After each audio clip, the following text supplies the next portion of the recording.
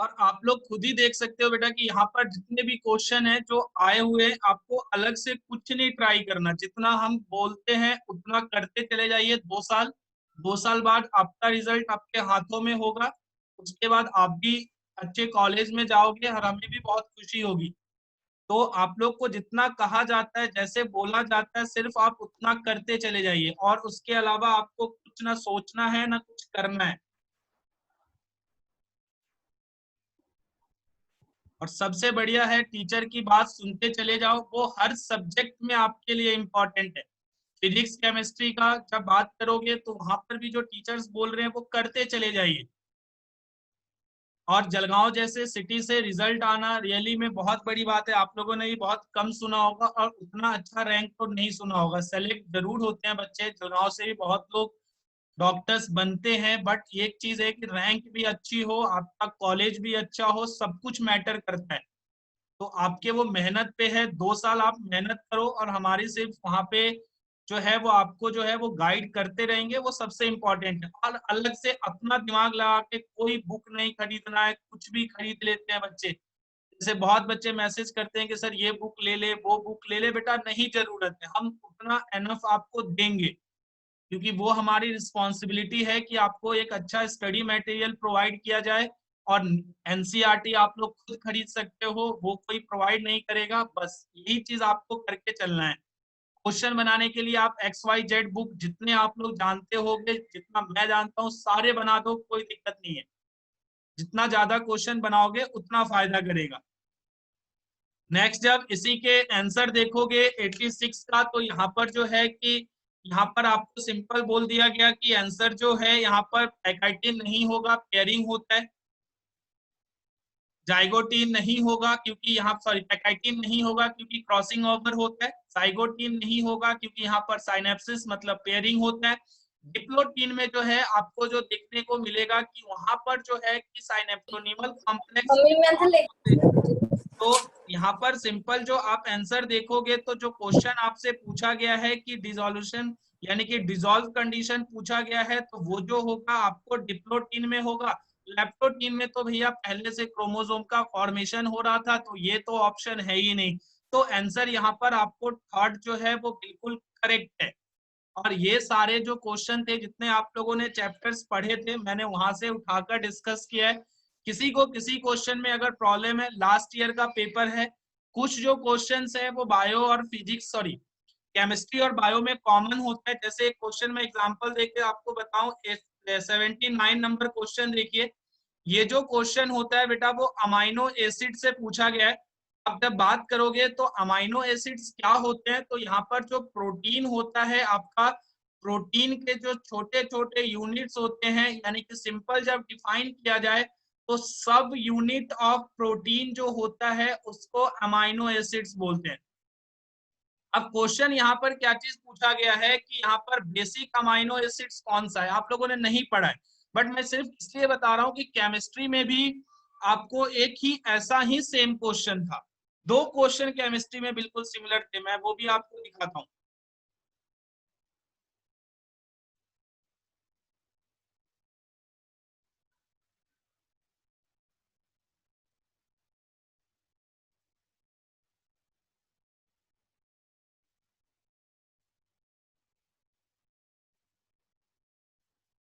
ये देखिए, जो पीछे क्वेश्चन था वो यहाँ पर भी देखने को मिलेगा।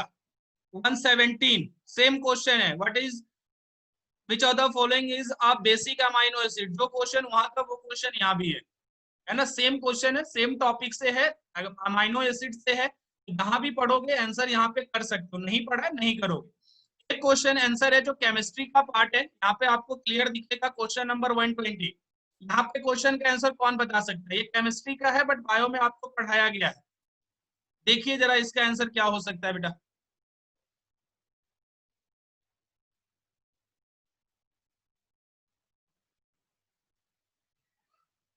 हाँ, टिक मार्क किसने किया, बिल्कुल करेक्ट किया है। जिसने भी किया है टिक अभी, वो बिल्कुल करेक्ट है। देव राखी सेकंड, देव थर्ड, और बाकी लोग लगाइए, दिमाग लगाइए, पढ़ो, लास्ट चैप्टर याद करो। ऑक्सीजन, कार्बन डाइऑक्साइड और कार्बन मोनोऑक्साइड, यहाँ पे कार्बन मोनोऑक्साइड वाला कंडीशन यूज करना है, यस का थर्ड है। देव का थर्ड है, राकेश सेकंड है, बाकी कुणाल का थर्ड ही होगा, बिल्कुल थर्ड ही होगा, बिल्कुल सही बोल रहे हो। अब देख भी लेते हैं। आप लोगों ने पढ़ा था कि कार्बन जो मोनोऑक्साइड होता है, ये जब फॉर्म एक दूसरे से हेमोग्लोबिन से बाइंड करता है तो जो फॉर्मेशन होता है वो कार्बोक्सी हेमोग्लोबिन का होता है। ये बिल्कुल आप लोगों ने पढ़ा था कि carbon monoxide bind with haemoglobin and form जो करेगा वो करेगा आपको कार्बोक्सी हेमोग्लोबिन, बिल्कुल सही है। तो यहाँ पर कार्बोक्सी हेमोग्लोबिन का फॉर्मेशन हो गया, ठीक है। कार्बोक्सी हेमोग्लोबिन फॉर्म होता है तो कार्बन मोनोऑक्साइड जो हेमोग्लोबिन की एफिनिटी होती है वो आपको बोला गया था 200 टाइम्स मोर होता है, या जो ऑप्शन होगा वो 200 से 300 होगा, तो आप वहां टिक मार्क करोगे, ये आपको बताया गया था। इसमें जब देखोगे तो सिंपल जो होगा कि इट फॉर्म्स कार्बोक्सी हेमोग्लोबिन, बिल्कुल सही है कि भैया वो कार्बोक्सी हेमोग्लोबिन फॉर्म कर तो रहा है, तो स्टेटमेंट बिल्कुल सही है।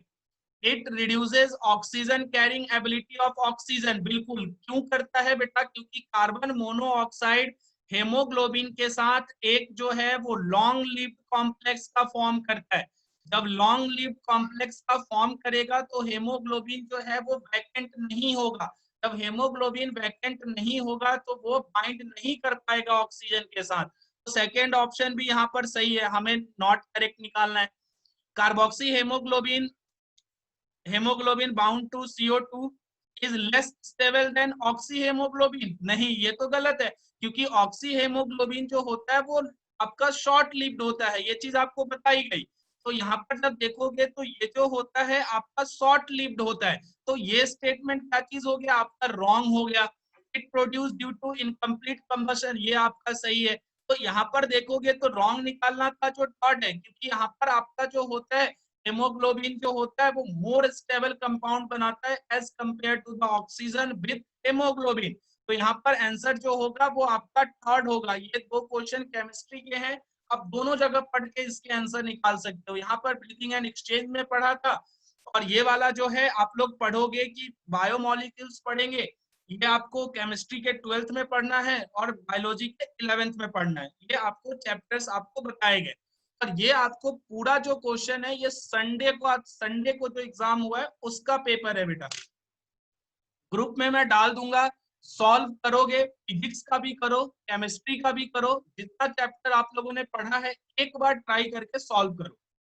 अगर गलत होगा कोई बड़ी बात नहीं है, गलत होता ही होता है, हर इंसान हर समय सही नहीं होता, हम भी ह्यूमन बीइंग है, 100% करेक्ट कोई नहीं होता, थोड़ा सा आपको रहेगा कि गलती है वो होगी, और वो होना जरूरी है, गलती करोगे तो सीखोगे।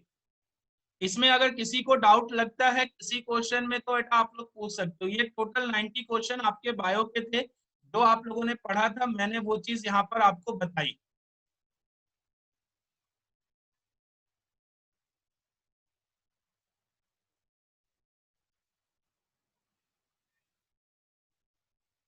यहाँ पर एक क्वेश्चन और भी आ गया भैया, ये तो छूट ही गया था हमसे। क्वेश्चन नंबर 47, क्वेश्चन नंबर 47 ये तो रह ही गया था।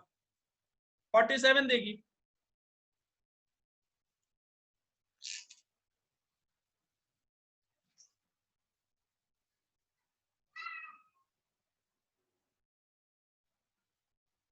कुणाल ने थर्ड बोला, 47 का थर्ड बोला, बाकी बेटा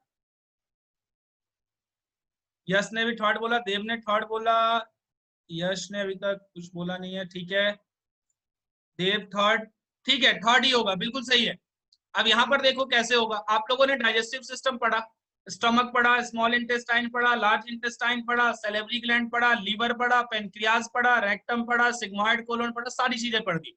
अब यहाँ से क्वेश्चन क्या कह रहा है कि ह्यूमन डाइजेस्टिव सिस्टम के रिगार्डिंग जो है वो कौन सा स्टेटमेंट करेक्ट है, मोस्ट इंपॉर्टेंट है आपको करेक्ट पढ़ना, ऐसा ना हो कि इनकरेक्ट पढ़ ले।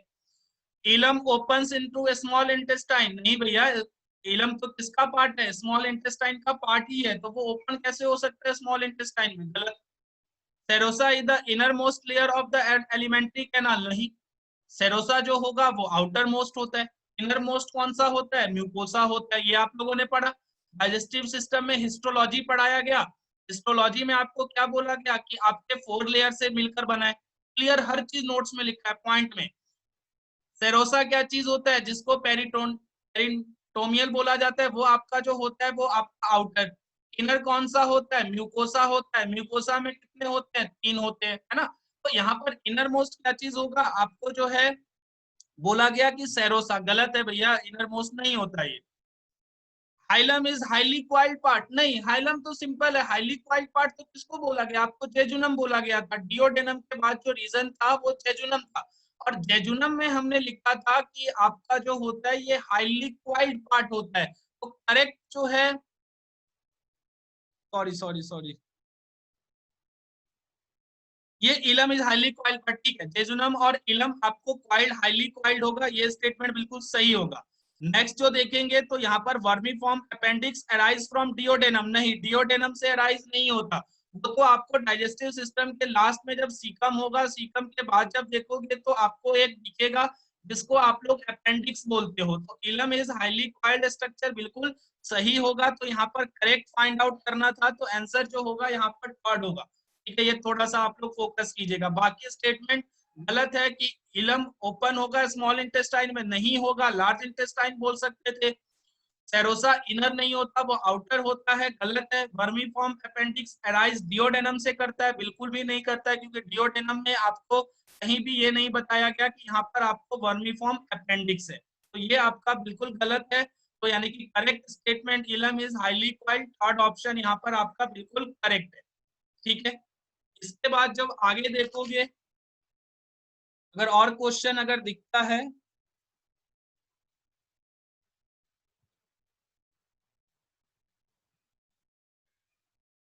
और तो नहीं होना चाहिए।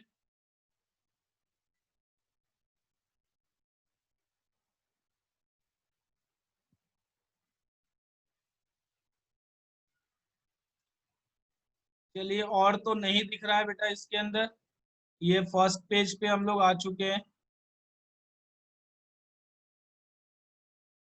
बाकी अदर सेल के हैं, ट्रांसपोर्ट के हैं, तो वो चीज आपको जो है वहां पर दिखेगा। 80 क्वेश्चन, एक सेकंड देख लेते हैं बेटा।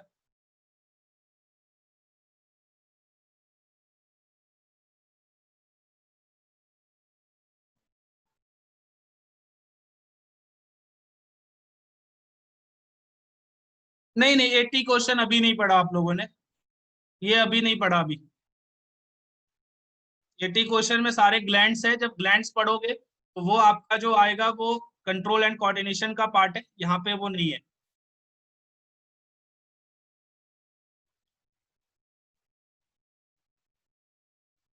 89 भी अभी नहीं पढ़ा। 89 में जो पढ़ोगे ये टिश्यू में प्रॉपर पढ़ोगे। टिश्यू में जब डिफरेंट टिश्यू पढ़ेंगे तो कहाँ से अराइज होता है, बट गॉबलेट सेल जो होता है वो कॉलुमनर इपिथेलियल सेल्स होते हैं, लेकिन अभी नहीं, वो आपके टिश्यू चैप्टर से आंसर मिलेगा बेटा, वो अभी नहीं कीजिए।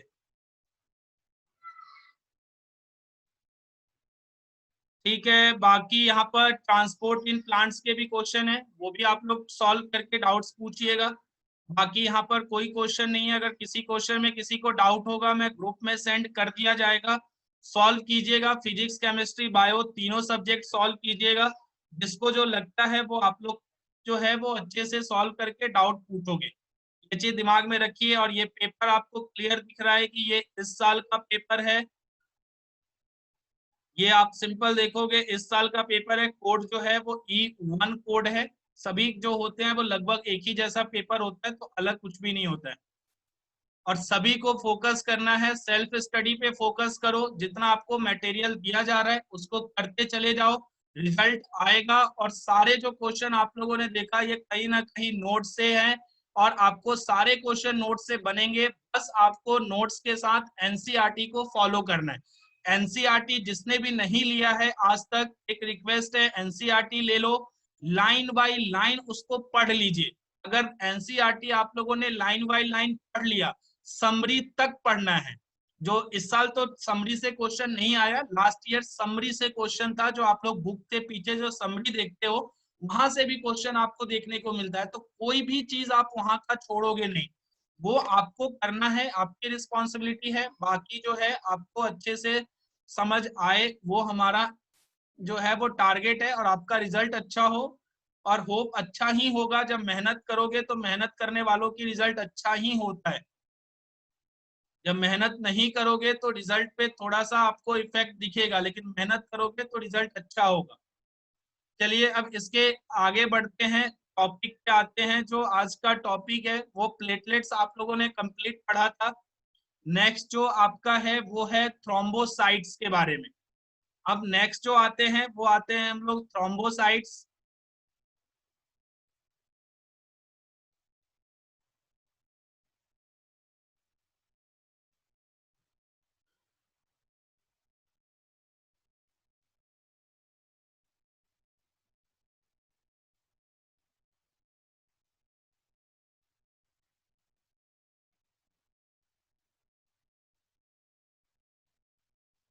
रुक जाइएगा, थ्रोम्बोसाइट्स जो है,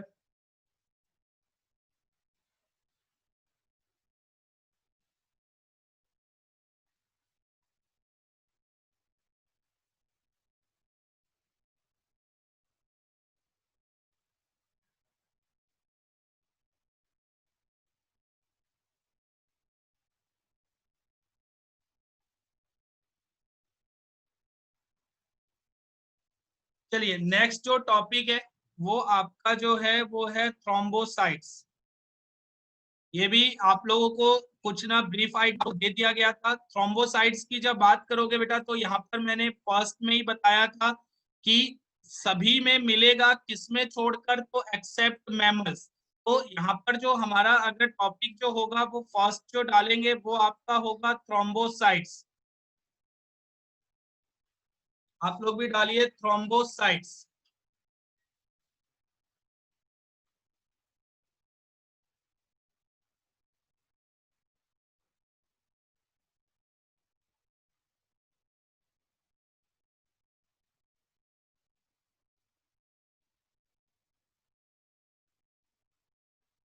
अब यहाँ पर जब देखोगे कि जब आप बात करोगे बेटा थ्रोम्बोसाइट्स का, तो फर्स्ट लेक्चर जब आपको याद होगा तो यहाँ पर जो आप लोगों को पढ़ाया गया था या आप लोगों ने बताया गया था कि ये जो होगा वो सभी में मिलेगा एक्सेप्ट इसमें नहीं मिलेगा, तो वो आपको जो था एक्सेप्ट मैमल्स। तो मैमल्स को छोड़कर ये आपको सभी में मिलेगा। तो फर्स्ट पॉइंट आपका जो होगा यहाँ पर वो यही होगा, all vertebrates, all vertebrates except mammals, यानी कि मैमल्स को छोड़कर आपको सभी वर्टिब्रेट्स में आपको देखने को मिलेगा थ्रोम्बोसाइट्स एक्सेप्ट मैमल्स। तो सिर्फ आपको यहाँ पर मैमल्स इससे निकाल देना है, तो सभी में जो मिलेगा वो आपको थ्रोम्बोसाइट्स मिलेंगे। ये आपको क्लियर बताया गया था। जब नेक्स्ट देखोगे तो ये जो फंक्शन करता है बेटा वो सेम एज इट इज जो आपका प्लेटलेट्स फंक्शन परफॉर्म करता है वो ये भी करता है। फंक्शन क्या चीज था, तो सिंपल जब हम लोग यहाँ पर फंक्शन की बात करेंगे तो वो जो था इसका फंक्शन और प्लेटलेट्स का वो कॉमन होता है। जो दोनों जो काम करते हैं वो करते हैं ब्लड क्लॉटिंग का काम। तो यहाँ पर जो हेल्प करेगा वो ब्लड क्लॉटिंग में हेल्प करेगा। नेक्स्ट जब बात करोगे तो प्लेटलेट जो था वो इन्यूक्लिएटेड था, बट ये जो होगा वो आपको न्यूक्लिएटेड होता है, मतलब कि यहाँ पर आपको न्यूक्लियस देखने को मिलेगा। नेक्स्ट जब बात करोगे कि शेप कैसा होता है, जो इसकी शेप की जब बात करेंगे तो स्पिंडल शेप होता है। तो सिंपल जब यहाँ पे लिखोगे तो इसका जो शेप होगा आपको देखने को मिलेगा स्पिंडल शेप। ये आपको जो होंगे ये सारे पॉइंट्स जो होंगे वो आपको जो होगा वो थ्रोम्बोसाइट्स का होगा। और यहाँ पर आपको याद ये रखना है कि ये सारे जो फंक्शन जो प्लेटलेट्स परफॉर्म करता है, प्लेटलेट्स का जो काम था वो ब्लड क्लॉटिंग में था, सेम जो काम ये करेगा वो आपको थ्रोम्बोसाइट्स करेगा। कहाँ पे मिलेगा, तो ये है कि आपको सभी वर्टिब्रेट्स में मिलेंगे एक्सेप्ट जो है आपको जो छोड़कर मैमल्स को छोड़कर ये सभी में मिलेगा। ये चीज आपको यहाँ पर थोड़ा सा ये चीज याद रखना है। अब इसी में जब देखोगे इसका स्ट्रक्चर जब हम लोग बनाएंगे, यहाँ पर मैंने ये बोला कि ये जो होता है वो न्यूक्लिएटेड होता है, मतलब कि यहाँ पर न्यूक्लियस आपका प्रेजेंट होगा और यहाँ पर जो आपको देखने को मिलेगा।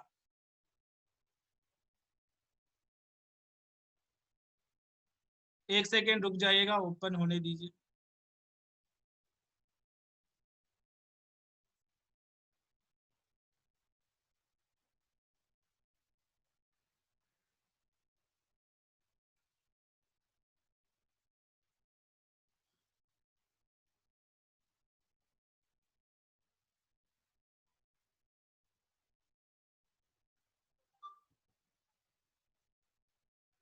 तो ये सभी को दिख रहा होगा। यहाँ पर जो सिंपल है वो आपको जो यहाँ पर लिखना है कि कैसा शेप होगा, तो वो जो कीजिएगा आप लोग होगा आपका स्पिंडल शेप स्ट्रक्चर। जब हम लोग इसका बनाएंगे बेटा कि स्पिंडल शेप स्ट्रक्चर कैसा होगा, तो जब देखोगे तो आपको जो है वो कुछ इस तरीके का स्ट्रक्चर आपको देखने को मिलेगा।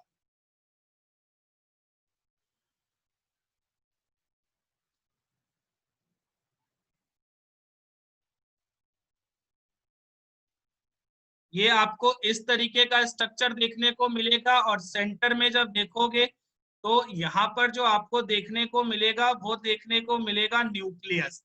तो मतलब ये जो आपका है वो थोड़ा सा डिफर करता है, किससे करेगा, तो प्लेटलेट से करता है डिफर, लेकिन यहाँ पर फंक्शन जो है वो कॉमन है। इसीलिए बहुत से बुक्स में दोनों को एक ही नाम से बुलाया जाता है, लेकिन रीजन आपको यहाँ पे मिल गया कि अलग हम बुलाना चाहते हैं तो अलग क्यों बुला रहे हैं। दोनों में डिफरेंस है। पहला तो डिफरेंस यही है कि आपको किसमें मिलता है, तो ये जो है वो एक्सेप्ट मैमल्स, सभी वर्टिब्रेट्स में वो आपको मैमल्स में मिलते हैं। तो ये आपको जो है वो डिफरेंस है, न्यूक्लियस के बेसिस पे दोनों पे डिफरेंस है। तो ये आपको डिफरेंस थोड़ा सा याद रखना है, क्योंकि हम लोग जो है वो बड़े बच्चे हैं, तो थोड़ा सा यहाँ पर आपको याद रखना है। यहाँ तक अगर क्लियर है तो नेक्स्ट जो आपका टॉपिक है, जो आपको फर्स्ट क्लास में ही बताया गया था, और नेक्स्ट भी जब देखोगे तो हमारा जो टॉपिक है वो ब्लड ग्रुप है। तो नेक्स्ट जो आप लोग डालोगे टॉपिक वो आपको जो होगा वो ब्लड ग्रुप है। फर्स्ट लेक्चर में भी आप लोगों ने इसका बेसिक जो है वो मैंने बताया था। यहाँ पर जो कंप्लीट है उसके डिटेल्स जो है आप लोग को यहाँ पर देखने को मिलेंगे। तो यहाँ पर टॉपिक डालिएगा, ब्लड ग्रुप्स डालना है। अब यहाँ पर जो कुछ है बेटा कि यहाँ पर जो साइंटिस्ट इन्वॉल्व थे, इसी में जो ब्लड ग्रुप का जो सिस्टम की बात करोगे तो कौन सा सिस्टम होता है, तो इस सिस्टम जो ह्यूमन बींग्स में यूज करोगे वो होता है एबीओ सिस्टम। यानी कि जो सिस्टम यूज करते हैं ब्लड ग्रुप निकालने के लिए वो एबीओ सिस्टम आपको निकालना होता है। इसी में जब देखोगे तो यहाँ पर जो होता है कि एबीओ सिस्टम जो है वो एबीओ किसने एक्सप्लेन किया था, तो ये लैंड स्टेनर ने एक्सप्लेन किया था। तो सिंपल जो होगा एबीओ एक्सप्लेन्ड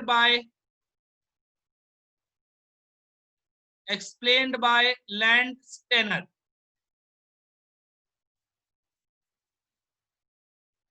ये आपको सिंपल वो साइंटिस्ट है जिन्होंने एक्सप्लेन किया था। और ए बी जो है वो आपको जो किया गया था वो किया था, दो साइंटिस्ट इन्वॉल्व थे। वो पहला जो है वो आपको डी कैस्टेला एंड स्टर्ली। तो फर्स्ट होगा बाय डी कैस्टेला,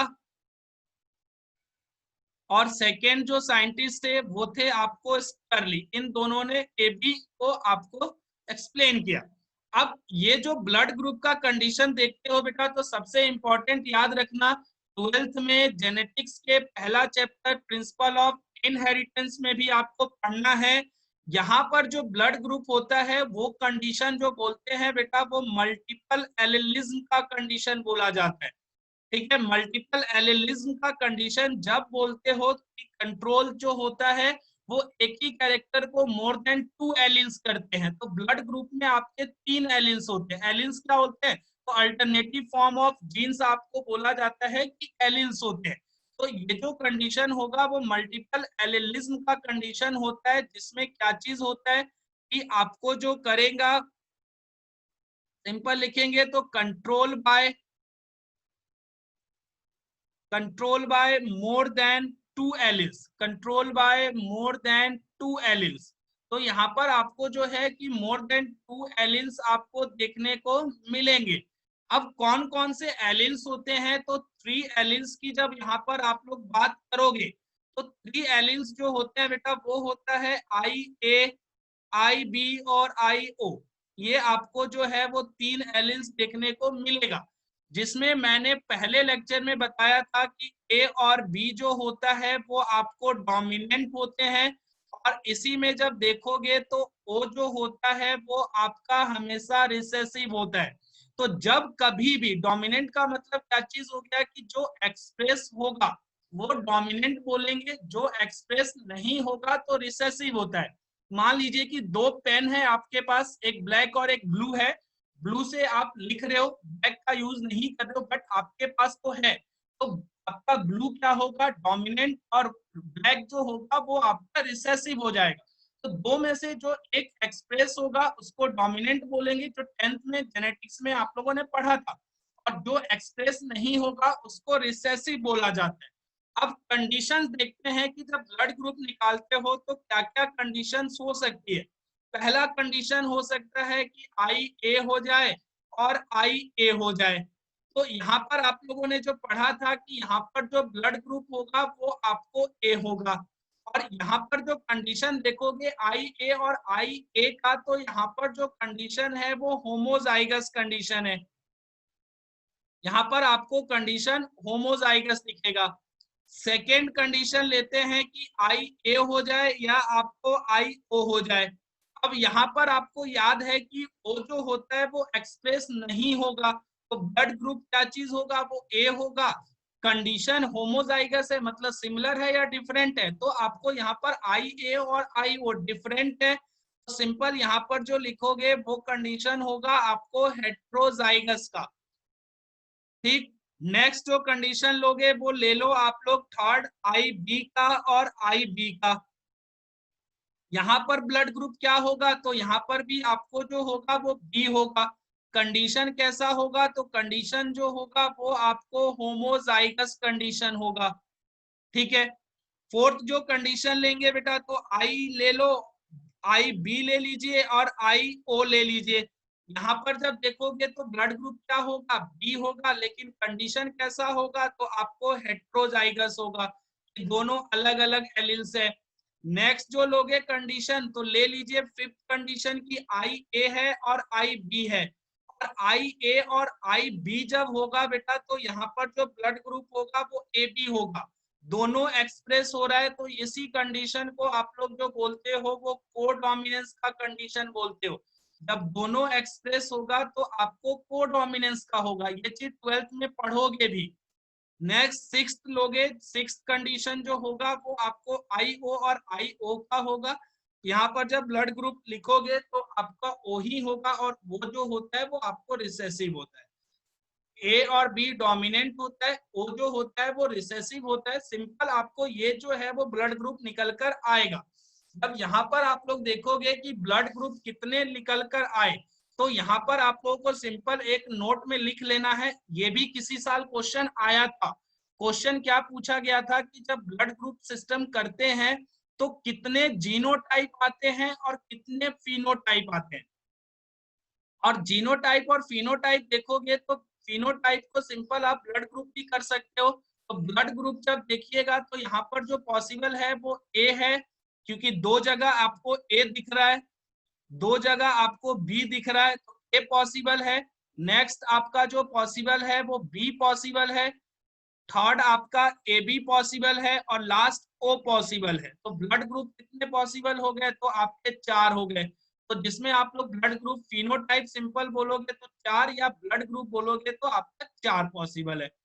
जीनोटाइप कितना है, तो जीनोटाइप देखोगे तो यहाँ पर ये 6 के 6 जो होंगे वो आपको जेनेटिक मेकअप हो जाएगा, तो ये आपको जो होगा पॉसिबल है 6। तो क्वेश्चन पूछा गया कि ब्लड ग्रुप में कितने जीनोटाइप और कितने फिनोटाइप पॉसिबल है, तो यहाँ से जब आप निकालोगे तो 6 और 4 वाला जो ऑप्शन होगा वो करेक्ट होगा। आपके मॉड्यूल में इस टाइप का क्वेश्चन दिया गया है, मॉड्यूल में देखिएगा आपको मिलेगा कि प्रीवियस ईयर क्वेश्चन में एक क्वेश्चन आपको ऐसा भी पूछा गया है। इसमें अगर किसी को प्रॉब्लम है बेटा यहाँ तक